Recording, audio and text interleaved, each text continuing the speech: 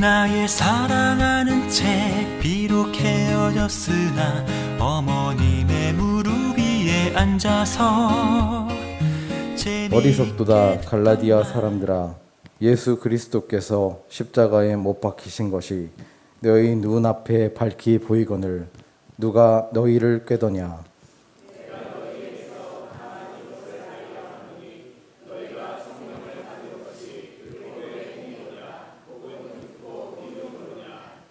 너희가 이같이 어리석으냐. 성령으로 시작하였다가 이제는 육체로 마치겠느냐.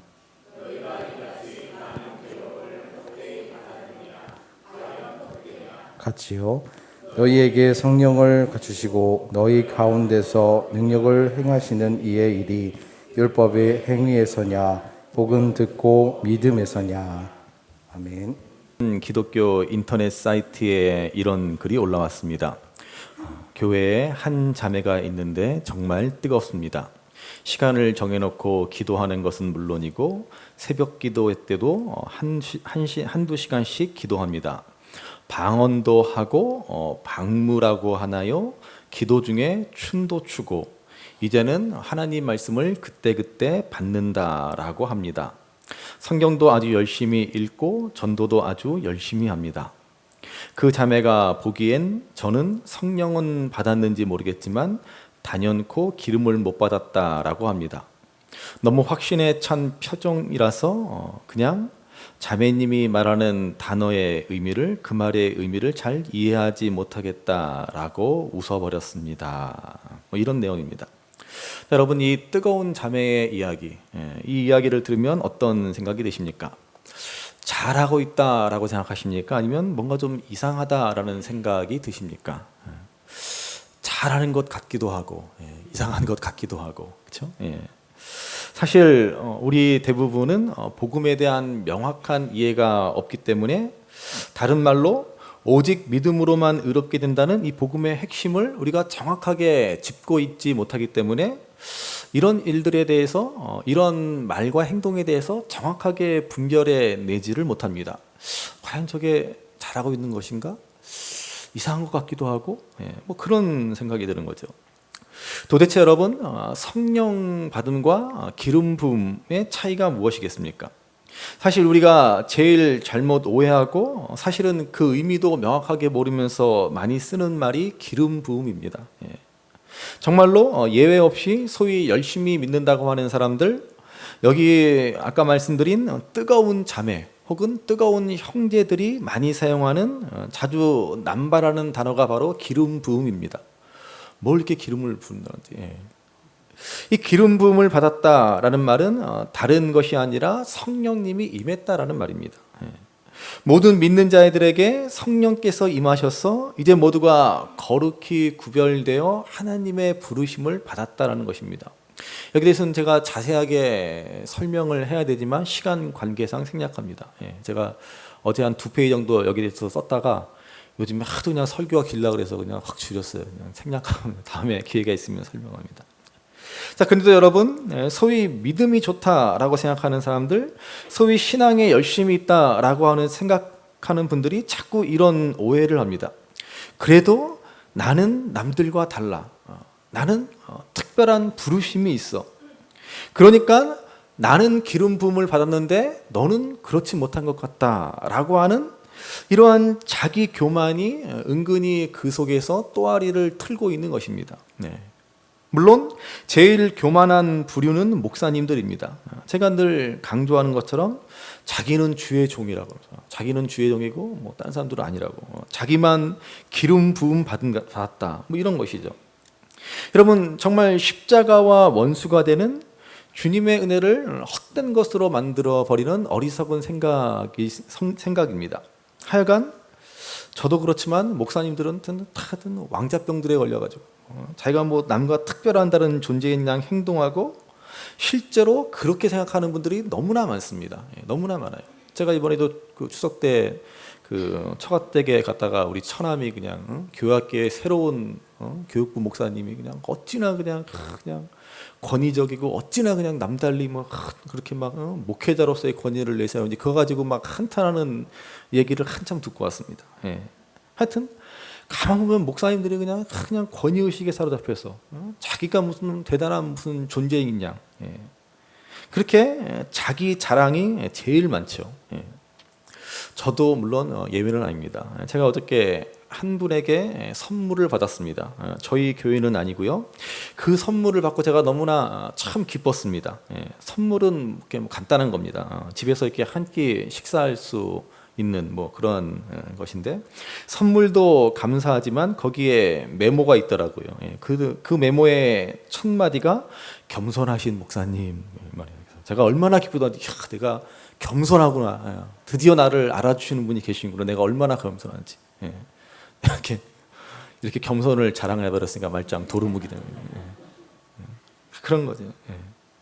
여러분, 우리가 예수님을 믿을 때, 우리가 믿음으로 말미암아 의롭다 여김을 받았을 때, 우리 모두에게는 다 성령님이 임재하시고 우리가 다 하나님 앞에 거룩하고 존귀하고 특별한 존재로 세움을 받게 되었다라는 것입니다. 그런데 여러분, 우리는 이 사실을 전혀 모른 채 살아갑니다. 그래서 너무나 어리석게도 오직 믿음으로 말미암아 의롭게 된 것임에도 불구하고 나를 좀 더 특별하게 여기고 싶어서 하나님 앞에 좀 더 그럴 만한 조건과 자격을 갖추어야 한다라고 생각한다는 것입니다. 그래서 오늘 본문이 말씀하는 것이 바로 이것입니다. 자, 오늘 본문 1절 말씀을 보십시오. 1절 말씀 같이 읽습니다. 어리석도다 갈라디아 사람들아, 예수 그리스도께서 십자가에 못 박히신 것이 너희 눈앞에 밝히 보이거늘 누가 너희를 꾀더냐. 사도 바울의 지금 답답한 심정이 드러납니다. 그래서 어리석도다 이 갈라디아 사람들아, 이렇게 그들을 비난하듯 책망하고 있습니다. 왜 그렇습니까? 예수님이 십자가에 못 박힌 것이 눈앞에 밝히 보이는데 너희는 왜 그렇게 행동하느냐라고 하는 것입니다. 무슨 말입니까? 지금 갈라디아 사람들이 보는 눈앞에서 예수님이 십자가에 달려 계신다라고 하는 것은 아니죠. 이미 예수님은 수십 년 전에 십자가에 달려 돌아가셨습니다. 그래서 이 말은 바울이 갈라디아 성도들에게 복음을 전했을 때, 그때 그들은 예수님의 십자가 사건을 생생히 체험했고 정말로 예수님께서 뇌대로 인하여서 십자가에 달려 돌아가셨구나 라고 하는 이 복음의 은혜를 깊이 경험하고 감동했다라는 말입니다. 그래서 바울은 그들을 향해서 너희가 너무나 선명하게 십자가 복음의 은혜를 알고 받았는데 왜 그렇게 어리석게 행동하느냐, 누가 너희를 그렇게 꾀었느냐라고 반문하고 있습니다. 그들은 십자가의 은혜로 구원받은 생생한 감동에도 불구하고 너무나 어리석게도 이 복음의 진리를 떠나 율법의 행위로 돌아가고자 한 것입니다. 믿음으로만 충분하지 않고 율법을 행함으로 믿음의 어떤 자격과 공로를 갖추어서 구원받을 수 있는 것처럼 행동하고 있다는 것입니다. 여러분, 만약에 이러한 구원의 길이 있다라고 한다면 예수님은 굳이 십자가에 달려 돌아가실 필요가 없으셨습니다. 십자가 외에, 믿음 외에 다른 방법으로 율법의 의를 만족시키고 하나님 앞에 우리 인간이 설 수 있다면 하나님은 굳이 이 땅에 예수님을 보내시지 않으셨을 것입니다. 그렇지만 우리 구원을 위한 다른 길은 없기 때문에 하나님은 예수님을 이 땅에 보내시고 예수님은 우리를 위해 십자가에 달려 돌아가신 것입니다.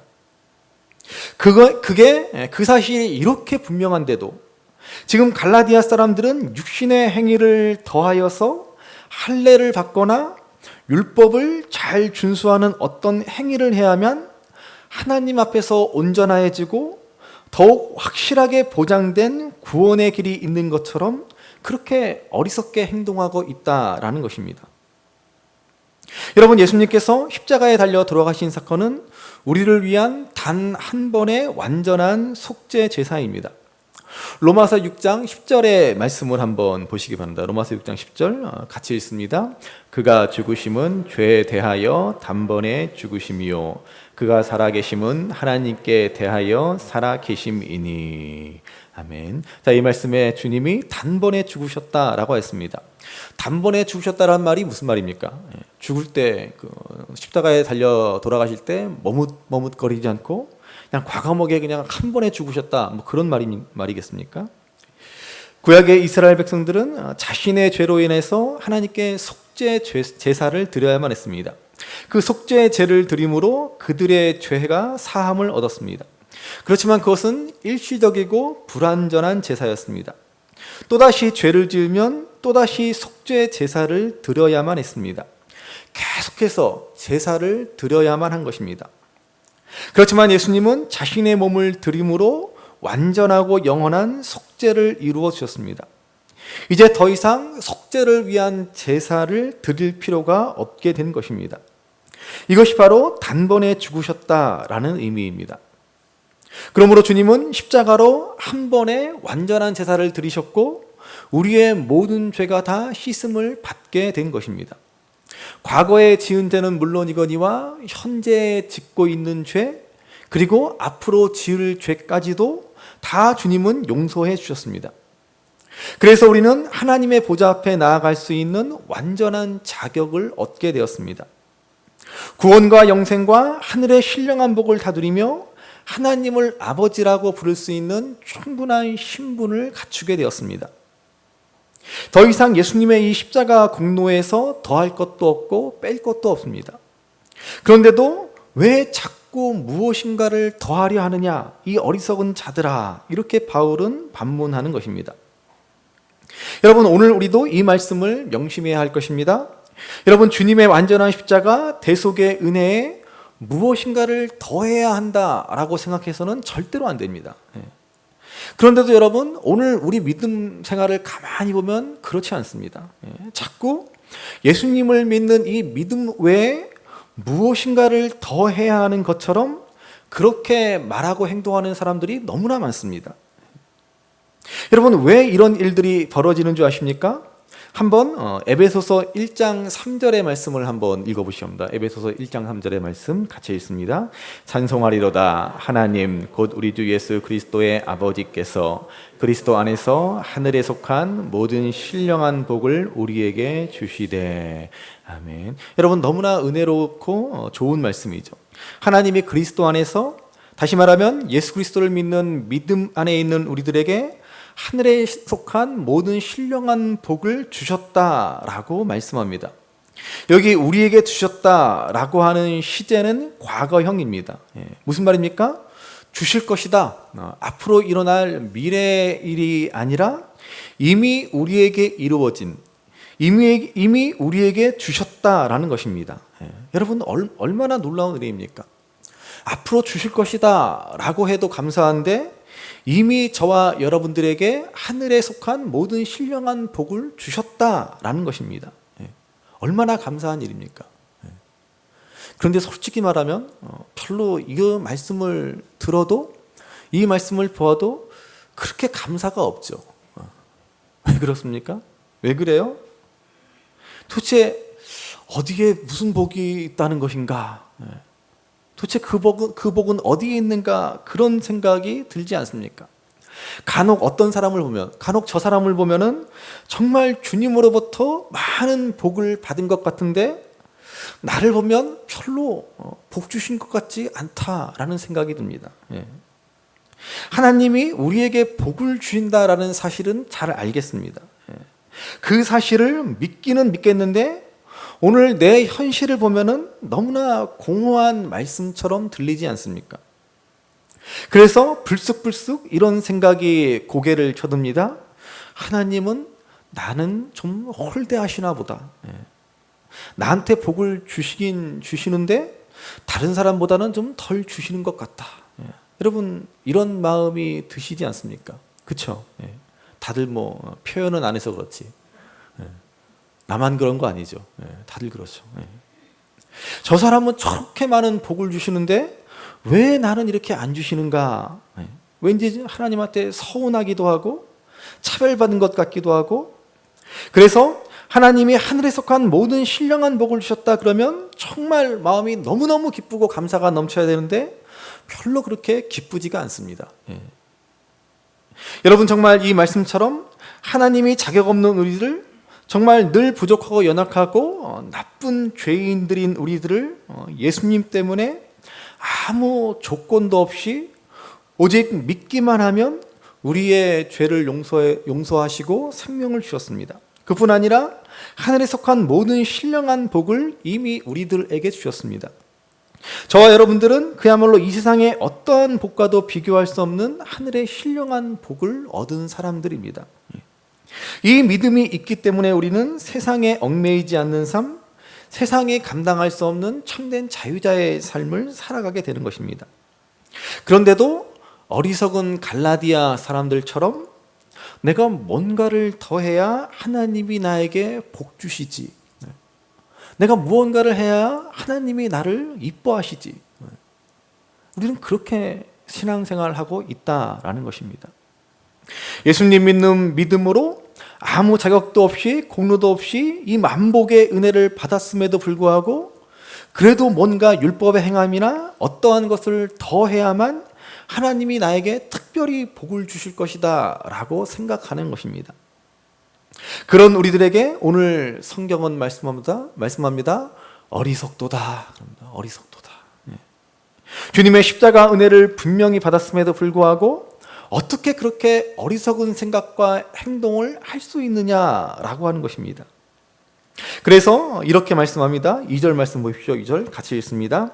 내가 너희에게서 다만 이것을 알려 하노니 너희가 성령을 받은 것이 율법의 행위로냐 혹은 듣고 믿음으로냐. 자, 5절 말씀도 보십시오. 5절 같이 읽습니다. 너희에게 성령을 주시고 너희 가운데서 능력을 행하시는 이의 일이 율법이 행위에서냐 혹은 듣고 믿음에서냐. 아멘. 자, 여러분, 우리가 예수님을 믿을 때 성령께서 우리에게 임하십니다.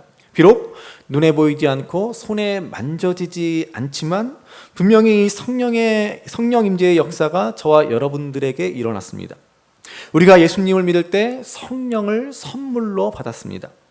선물로 받았다라고 하는 것은 성령님이 무슨 물건이나 물건이 아니라 공짜로 은혜로 받았다는 것입니다. 대가를 주고받으면, 어떤 일을 하고 받으면 절대로 선물이 아니죠. 우리는 오직 예수님을 믿음으로 성령을 받게 되었습니다.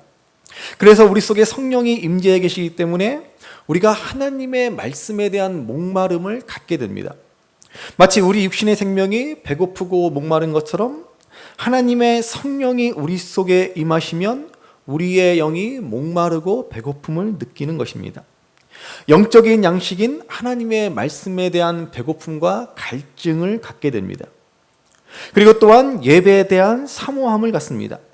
성령님이 임재해 계심으로 살아계신 하나님을 경배하고픈, 살아계신 하나님을 높이고 싶은 거룩한 열망을 갖게 되는 것입니다.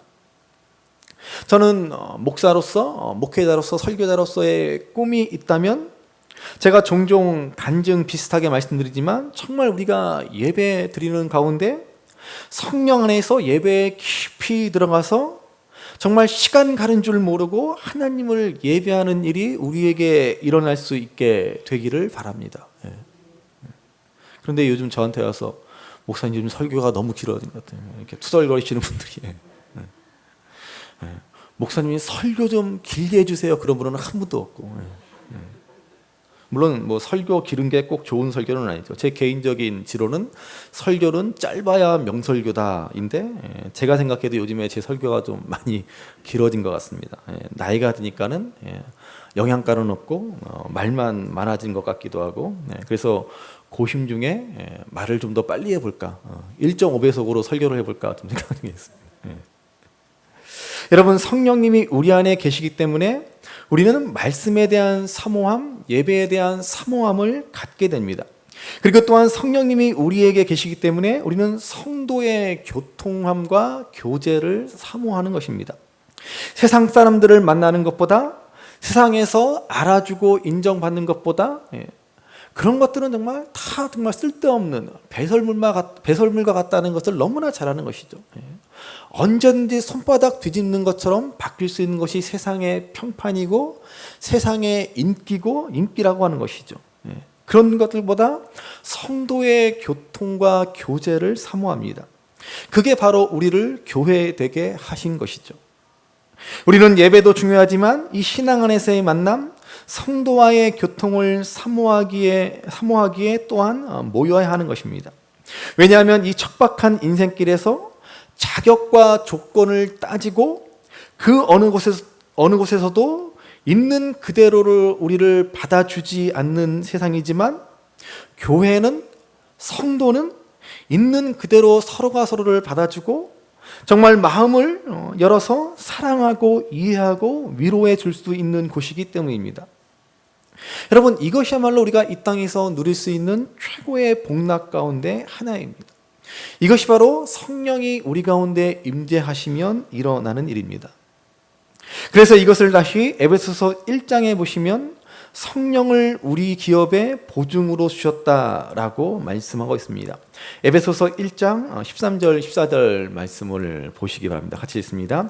그 안에서 너희도 진리의 말씀 곧 너희의 구원의 복음을 듣고 그 안에서 또한 믿어 약속의 성령으로 인치심을 받았으니 이는 우리 기업의 보증이 되사 그 얻으신 것을 속량하시고 그의 영광을 찬송하게 하려 하심이라. 아멘. 여러분, 성령님이 우리 속에 계시면서 보증하십니다. 무엇을 보증하십니까? 우리가 얻을 기업의 보증이 되신다라고 하는 것이죠. 보증이란 일부를 말합니다. 전체가 주어지기 전에 그 일부분을 내어주어 그 약속을 반드시 지키겠다라는 의미입니다. 성령님은 우리 속에 내주하시면서 우리가 받을 하나님 나라의 기업을 미리 맛보게 하시는 것입니다. 우리가 말씀을 통해서 듣고 배우고 깨닫게 하시고 그 말씀을 따라 살도록 하심으로 하나님의 나라를 부분적으로나마 눈으로 보고 손으로 직접 만지고 경험할 수 있도록 하시는 것이죠. 그게 바로 성령님이 우리 안에 계셔서 하시는 일입니다. 우리 기업의 보증이 되신다라는 것입니다. 다른 말로 증거를 주시는 것입니다. 이처럼 성령께서 우리 안에 계셔서 말씀을 따라 사는 것이 얼마나 복된 것이고 말씀을 따라 사는 것이 얼마나 가치로운 일인지를 알게 하시는 것입니다. 그래서 억지로 율법적으로 형식적으로 말씀을 지키며 사는 것이 아니라 스스로 자원하여 기뻐하며 감사하며 섬기며 사랑으로 다른 이들의 종이 되기를 기뻐하며 이 하나님 나라의 복됨을 맛보며 살아가게 되는 것입니다. 그래서 여러분, 우리 성도의 삶은 처음부터 끝까지 성령으로 시작해서 성령으로 마치는 것입니다. 믿음으로 시작해서 믿음으로 끝나는 것입니다. 로마서에서는 이것을 복음은 하나님의 의가 나타나서 믿음으로 믿음에 이르게 한다라고 말씀했습니다. 자, 그런데 오늘 갈라디아 성도들의 문제는 무엇입니까? 믿음으로 시작했다가 율법으로 마치려고 한다는 것입니다. 성령으로 시작했다가 육체로 마치려고 하는 것입니다. 3절 말씀을 보시죠. 3절 말씀 같이 읽습니다. 너희가 이것이 어리석으냐? 성령으로 시작하였다가 이제는 육체로 마치겠느냐? 자, 그들은 믿음으로 말미암아 값없이 은혜로 받은 이 귀한 구원과 구원을 받을 때 얻은 성령님의 은혜를 경험하고서도 정말 어리석게도 육체의 길로 가려고 한다는 것입니다. 자기를 신뢰하고 자기 공로를 세우려고 하고 끝없이 자격을 갖추어서 그렇게 하나님 앞에 나아가고 하나님으로부터 더 많은 복을 얻어낼 수 있는 것처럼 생각하는 그러한 어리석은 길로 돌아가려는 것입니다. 여러분, 믿음의 삶은 처음부터 끝까지 성령으로 시작해서 성령으로 끝나는 것입니다. 성령이 동행하시고 도와주시지 않으면 우리는 성도로서의 거룩한 삶을 살 수가 없습니다. 그런데 이 성령님의 은혜로 시작한 이 귀한 믿음의 삶이 성령님의 도우심과 동행하심을 통해서 더 풍성하게 열매를 맺어야 하는데, 육체를 의지하는 삶, 내 스스로 내 힘과 노력으로 자격을 구비하겠다는 삶, 그러한 어리석은 자리로 되돌아가 버리고 마는 것입니다. 한마디로 하나님의 은혜를 헛되이 만들어 버리는 것이고 예수님의 십자가와 원수되는 일을 하고 있는 것입니다. 그러면 도대체 이 갈라디아 성도들은 왜 이런 어리석은 일을 하고 있습니까? 여러분, 왜냐하면 이것이 바로 우리 인간의 본성이기 때문에 그렇습니다. 그래서 사실 오늘 저와 여러분들도 너무나 이러한 경향성을 쉽게 갖게 됩니다. 오늘 말씀처럼 우리 각자도 너무나 생생하다고 말할 수 있을 정도로 복음을 감격적으로 받았습니다. 주님이 날 위하여 돌아가시고 자격 없는 나를 위해서 완전하게 하시고 만복을 주셨다라는 사실을 믿게 되었습니다. 그런데 여러분, 어떤 일이 일어났습니까? 처음 그 감격과 감동을 받았을 때의 생각만큼 우리가 변하지 않는다는 것입니다.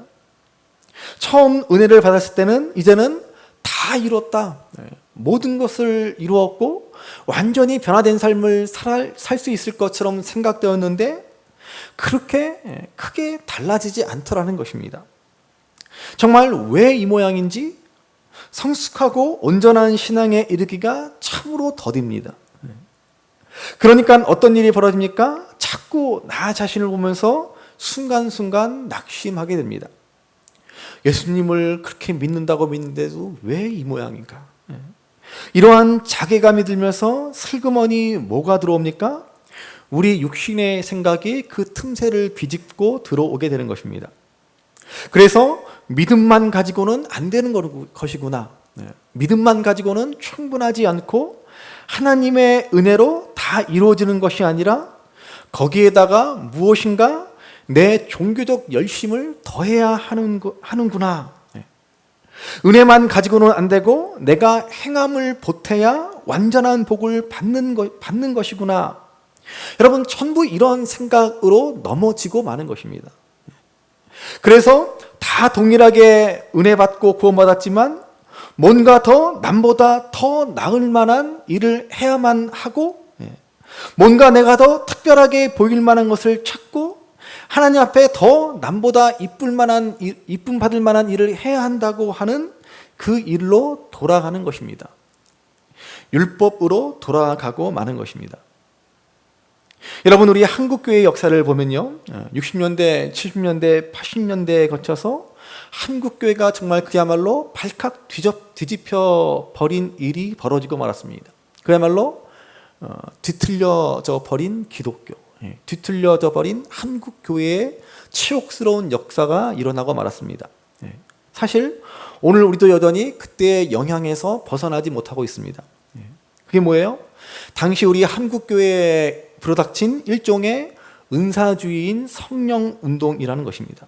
그래서 왜 이렇게 삶이 바뀌지 않나, 왜 이렇게 변화되지 않는가라고 고민하는 우리 한국교회를 위해서 너희가 예수 믿을 때 성령 받은 것으로 충분하지 않고 그때는 뭘 모르고 받은 것이고 정말 제대로 성령을 받아야 한다라고 가르쳤습니다. 그러니까는 거기에 다 뒤집어져 버리는 것이죠. 그래서 온 한국교회가 그냥 성령을 또 한 번 받기 위해서 발버둥을 칩니다. 그냥 성령 받아라, 성령님 오시옵소서, 몸부림을 치면서 한국교회가 온통 쑥대밭이 되어버리고 말았습니다. 그 이후까지 줄곧 이렇게 되어버렸습니다. 그래서 성령 받으려고 정말 별의별 짓을 다 합니다.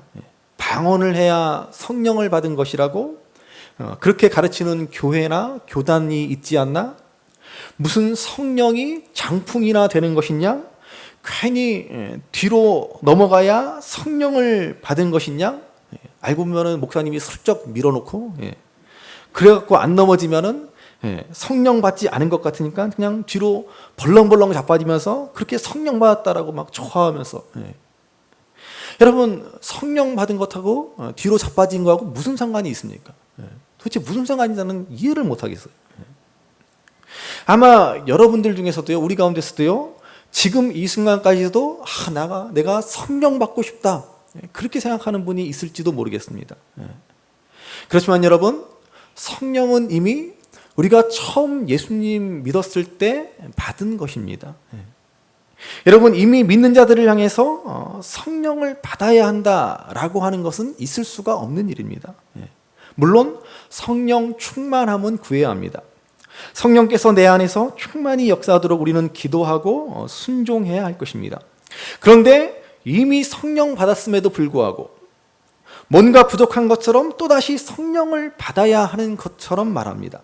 그래서 처음에 말씀드린 것처럼 성령은 받았는데 기름 부음은 받지 못했다는 등의 이러한 생각과 말들이 난무하고 있습니다. 왜 그렇습니까? 분명 예수님을 믿었고 의롭다함을 얻었음에도 불구하고 정말 우리의 변화는 너무나도 더디고 여전히 부족하고 연약한 우리의 모습을 보기 때문에 그렇습니다. 그렇지만 여러분, 그런 일은 있을 수 없지만 성령을 또 한 번 받는다고 해도 마찬가지입니다. 육체를 가지고 이 땅을 살아가는 한 우리의 연약함을 우리는 완전히 벗어날 수 없기 때문입니다. 그래서 많은 사람들은 이미 받은 성령의 은혜로 충분하지 않고 한 번 더 성령을 받아야 한다든지 자꾸 무언가를 더 해야만 내가 비로소 온전해질 것이다 라고 여기는 것입니다. 그래서 오늘 이 땅에 이단들이 판을 치는 겁니다. 그냥 우리 교회들이요, 이단들의 공격에 속수무책으로 당하고갑니다. 왜 그래요? 전부 다 이런 생각에 사로잡혀 있기 때문에 그렇습니다. 그래서 이단들이 와서 너희들 그 믿음 생활하는 것이 왜 그 모양이냐, 너희들이 가진 믿음 가지고 충분하지 않고, 너희들이 성령 받았다라고 하는데 너희들이 받은 그 성령 가지고 충분하지 않고 무엇인가를 더해야 한다라고 하면 전부 거기에 그냥 혹해가지고 전부 거기에 다 그냥 넘어지고 마는 것입니다. 여러분, 그렇지 않습니다. 우리가 다 성령을 받았지만은 우리는 연약한 육신으로 인해 우리는 정말 한 영혼도 제대로 만족시킬 수 없는 인생임을 알아야 합니다. 지난번에 말씀드린 것처럼 정말 우리가 고르고 정말 빼내서 다른 사람은 몰라도 이 한 사람만큼은 내가 사랑하리라 라고 결혼해서 어땠습니까? 정작 그렇게 결혼해서는 그 한 사람도 사랑하지 못하는 우리 인생이 어떻게 하나님을 만족시키는 인생을 살아갈 수 있습니까? 그렇기 때문에 하나님은 예수님을 보내셔서 십자가에 달려 죽게 하셨고, 그렇기 때문에 하나님은 우리에게 성령님을 보내어 주신 것입니다. 그래서 하나님의 은혜를 받고서 끝없이 자기를 의지하고자 하는 우리의 악한 본성에서 돌이켜 날마다 하나님의 은혜를 바라보게 하시고 기억하게 하시고 더욱 예수님의 십자가 공로만 의지하게 하시는 것입니다. 이것이 성령님이 우리 안에서 행하시는 일입니다. 그래서 믿는 자들은 처음부터 끝까지 성령으로 믿음으로 사는 것입니다. 그러므로 여러분, 내가 무엇인가 하나님 앞에 공로를 쌓겠다라고 하는 생각을 제발 내려놓으시기 바랍니다. 그렇게 우리가 신앙생활을 하기 때문에 나를 자랑하고 남을 비판하게 되는 것입니다. 그렇지만 성령님의 은혜로 살아가는 사람은 자신의 죄인됨과 연약함을 정직하게 보면서 살아갑니다. 하나님의 은혜가 아니면 나는 아무것도 아님을 고백하며 인정하며 살게 됩니다.